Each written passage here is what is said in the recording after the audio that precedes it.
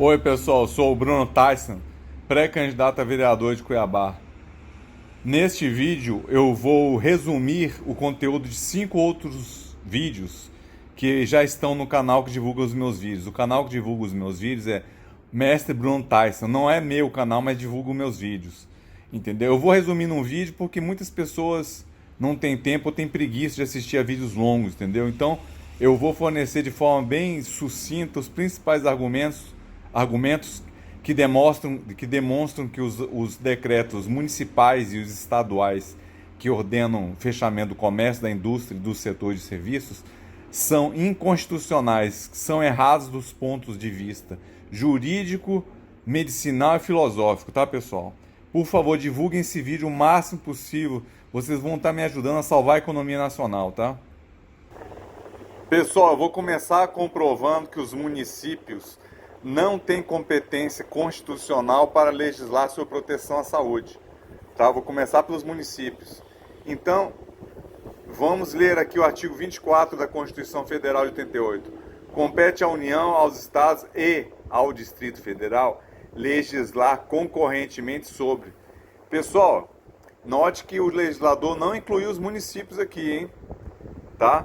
Então, por interpretação contrária ao censo, os municípios não podem legislar sobre os assuntos que estão discriminados nesses incisos aqui. Então, pessoal, agora vejamos aqui o inciso 12.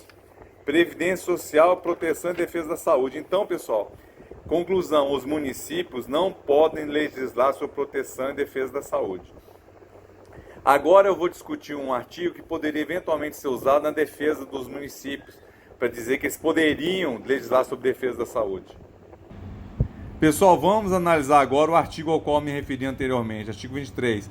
É competência comum da União, dos Estados, do Distrito Federal e dos municípios. Aqui o legislador inclui os municípios. Inciso 2. Cuidar da saúde e assistência pública. Mas cuidar é diferente de legislar, viu, pessoal? Esse artigo não pode ser usado na defesa dos municípios, porque cuidar não é sinônimo de legislar. Entendeu? E o que é cuidar da saúde? É construir hospitais, contratar médicos, comprar remédios. Isso é cuidar da saúde. Tá? Pessoal, outro artigo que poderia ser usado erroneamente na defesa dos municípios seria esse artigo 30. Compete aos municípios legislar sobre assuntos de interesse local. Eu pergunto, combate a uma pandemia é de interesse local? Não é de interesse local, pessoal, é de interesse federal, é de interesse nacional. Para comprovar isso, podemos analisar um outro artigo anterior. Pessoal, analisando o padrão existente no artigo 22, o padrão não é que o que eu vou falar se refere a todos os incisos, mas se refere à maior parte deles. Compete privativamente à União legislar sobre. Nós podemos, se vocês analisarem esses incisos, vocês vão notar um padrão. A maior parte deles se refere a um fluxo de um município para o outro, de um estado para o outro, de um município de um estado para o município de outro estado, de um município de um estado para um município do mesmo estado, mas são fluxos de quê? De água, de energia, por exemplo, a energia elétrica ela é transportada de um estado para o outro através de cabos, entendeu? Comunicações e radiodifusão as comunicações são transportadas, os dados por ondas eletromagnéticas que atravessam municípios, estados, entendeu? Serviço postal, as mercadorias representam um fluxo de mercadorias pelo Brasil, pelo correio, entendeu? Então, ó, transferência de valores, até no direito, pessoal, ó, direito comercial, por exemplo, lida das relações, diz respeito a relações de troca, fluxos de mercadoria, e há várias outras coisas, trânsito, transporte, fluxo de veículos, de pessoas, imigração, fluxo de pessoas. Então, voltando lá para o artigo que eu estava analisando, pessoal, voltando a analisar o artigo 30, por que combate à pandemia do coronavírus não é de interesse local? Porque o coronavírus, essa pandemia envolve um fluxo do vírus que é transportado através das pessoas que se deslocam de um município para o outro, de um estado para o outro. Então, esse assunto é de interesse federal, não é de interesse local municipal. Então, não pode invocar esse artigo aí para fazer defesa dos municípios. E não pode invocar uma coisa mais absurda ainda, que é dizer que os municípios têm o direito de determinar o horário de funcionamento do comércio local. Isso é um absurdo, pessoal.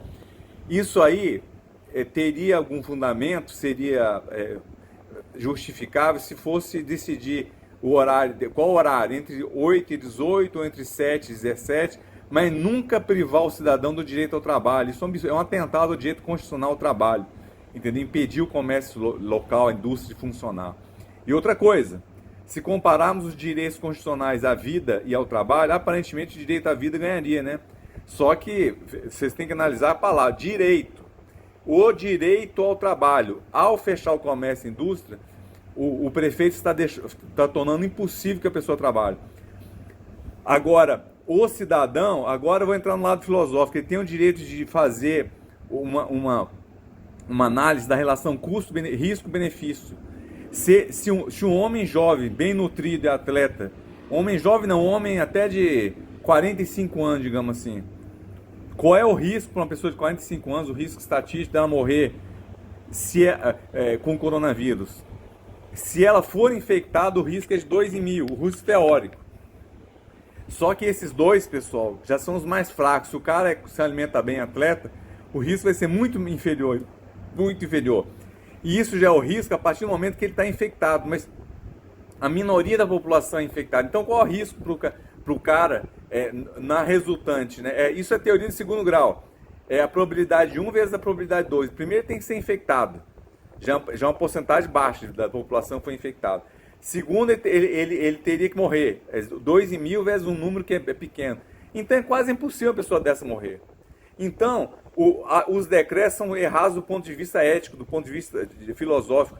Estão impedindo um cara de exercer o livre-arbítrio dele. Estão impedindo o cara de ter acesso ao direito ao trabalho em nome do direito à vida, mas só que ele tem que decidir, analisar o risco-benefício. Entendeu? Você acha que algum homem nessa situação ia escolher deixar a família passando fome e morar na rua para escapar de um risco ínfimo, irrisório com relação à vida dele? É um absurdo isso do ponto de vista filosófico, pessoal. Pessoal, agora eu vou falar da parte médica, que se refere aos estados também. Essa parte filosófica se refere à ilegalidade dos decretos estaduais também. E a parte médica também. A parte jurídica eu vou discutir dentro de algum tempo. Agora, pessoal, eu vou discutir a parte médica e embasado em quem entende realmente do assunto. O deputado federal e médico Osmar Terra combateu a pandemia do H1N1 no Rio Grande do Sul. Ele tem trabalhos publicados sobre pandemia. Ele entende o negócio. E o Dr. Wong também, eu vou filmar vídeos deles, o título dos vídeos deles, para vocês acessarem mais detalhes. Mas, resumidamente, o que o Osmar Terra fala? Ele fala que quarentena e isolamento não tem eficácia praticamente nenhuma. Porque quando elas são decretadas, o vírus já se espalhou, pessoal. Muito. Esse vírus tem um poder muito grande de espalhamento. Então, muitas pessoas assintomáticas são capazes de transmitir o vírus. Entendeu? Ele é a favor do que o Bolsonaro está apregoando. Isolamento vertical. Isolar apenas o grupo de risco, pessoas idosas e pessoas com baixa imunidade devido a outros motivos. E tomar cuidados que ele explica em um dos vídeos, entendeu? Para essas pessoas não serem contaminadas em casa. Porque a maior parte dos idosos moram sozinhas ou com cônjuge. Mas alguns moram com outras pessoas, tem que tomar cuidados específicos. Então, pessoal, quarentena não resolve o problema. Então, mas eu vou filmar vídeos do Osmar Terra para vocês mesmos verem os detalhes. E o Dr. Wong, infectologista, confirma muita coisa que o Osmar Terra fala. Pessoal, por favor, assistam esses dois vídeos cujos títulos vocês podem ver aí. Osmar Terra sobre a curva epidemiológica do coronavírus. Vídeo Osmar Terra, né? E depois o Dr. Anthony Wong fala sobre os reais riscos do coronavírus. Pessoal, assistam esses dois vídeos, vocês vão ver a verdade sobre o coronavírus. Entendeu? No trecho 6 minutos e 7 segundos do vídeo acima, o infectologista Anthony Wong diz: esse coronavírus, 90% das pessoas é um resfriadinho. É essa a realidade, pessoal. Isso é justificativo para destruir a economia do brasileira? Pessoal, esse artigo 24 da Constituição permite que os estados legislem sobre proteção e defesa da saúde. Mas o parágrafo 4º desse mesmo inciso impede que a legislação estadual contrarie a legislação federal. Analisando esses 4 últimos parágrafos, você pode chegar a essa conclusão, entendeu? A legislação pode complementar, suplementar a legislação estadual, suplementar a legislação estadual, pode suplementar a federal, mas não contrariá-la. É o que fizeram contra a Lei 13979 de 2020 com relação aos conceitos de quarentena e de isolamento, entendeu? Pessoal, se nós analisarmos essa lei aí, a lei federal, o artigo 2º, nós vamos poder notar que o conceito de isolamento de quarentena é um conceito restrito. É apenas para pessoas doentes ou contaminadas ou suspeitas de estarem contaminadas, entendeu? Então, os estados e municípios estão aplicando o conceito de isolamento de quarentena para toda a população. E não apenas para as pessoas doentes ou contaminadas ou as suspeitas de estarem doentes ou contaminadas. Então isso é uma ampliação absurda, pessoal. A lei federal determinou uma coisa limitada. Então o decreto estadual, ao ampliar muito isso aí, entendeu? Passando para a população inteira, está contrariando a legislação federal. Porque se o legislador federal quisesse fosse a população inteira, ele não teria colocado esses conceitos limitantes, entendeu? Pessoas doentes ou contaminadas. Teria colocado pessoas da população. E na quarentena também, pessoas suspeitas de contaminação. E outra coisa, restrição de atividades, não é restrição de atividades econômicas, não. Atividades do comércio, indústria, é restrição da atividade das pessoas suspeitas de contaminação. Isso é português, pessoal, para não ter que repetir esses termos, que suspeita de contaminação, tanto depois de restrição de atividades ou separação de pessoas, ele fez um conjunto de termos se relacionarem com 2 antecedentes. Vocês podem levar essa análise para o professor de português, pessoal. Entendeu? Então, em hermenêutica jurídica, você não pode colocar palavras que não estão lá na lei, entendeu? Adicionar coisas que o legislador não quis dizer. Não é restrição de atividades econômicas, pessoal, é restrição de atividade das pessoas. E se vocês consultarem o dicionário e a experiência linguística de vocês vão concordar comigo que quarentena diz respeito a pessoas e não a coisas. Entendeu? Existe sentido figurado para quarentena de uma coisa, mas as leis não usam sentidos figurados, entendeu, pessoal? Então, por esse motivo, os decretos estaduais são errados, inconstitucionais, porque estão contrariando a lei federal. A Constituição Federal não permite isso, permite que suplemente a legislação federal, não que contrarie. E os decretos estaduais estão errados do ponto de vista medicinal e filosófico, pelos mesmos motivos que eu apontei para os decretos municipais. Por favor, pessoal, divulguem esse vídeo o máximo possível. Vocês vão me ajudar a salvar a economia do Brasil.